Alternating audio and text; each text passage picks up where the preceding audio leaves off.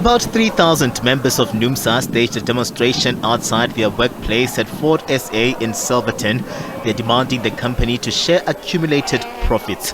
They say Ford SA is generating billions of rand annually, but only management, executives and shareholders benefit from the dividends. 45.8 billion cut this first quarter. Last year, by real profit, we had 25 billion cut 2023. Cut 2022, Ford gross profit was $23 billion. Hey, this guy lose a makoma. Dollars. Hey, ki company ama America, he get dollars. Cut 2021, by real gross profit, come the chair at $21.7 billion. I want to move the losses. There are no losses. This is profit.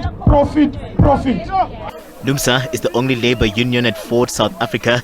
It has accused the company of refusing to meaningfully engage with the workers, blocking access to the plant in Silverton, backed by the police. At the moment, what we're fighting for a principle, and the problem is that we're dealing with management that refuse even to engage on the principle first. We say to them, let's sit down, let's agree on a principle that if Ford declared dividends, we must agree on what percentage should be ring-fenced for workers as it is done for executive, as it is done for management. This is not a new phenomenon. It's there in Europe, it's there in France, it's there in Germany, it's there in the US. Ford itself in the US does make provision. Ford launched an urgent court interdict at the Labour Court to force workers to return to their posts.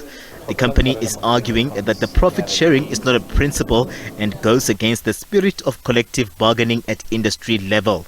It says workers are entitled to make proposals but can't deviate from the National Bargaining Forum's agreement, an assertion that the union has slammed. This has been our contention all along, that the company would want to use all manner of technicalities, legalities to undermine the genuine demand of workers. You could hear from the whole argument in this court that they are dealing with rights.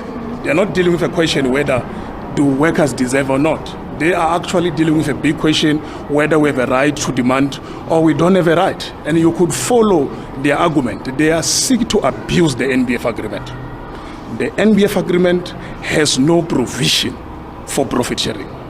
Secondly, you can see that they are really trying to use any possibility. They are also seeking to undermine and use and abuse collective agreement that regulate incentive bonus.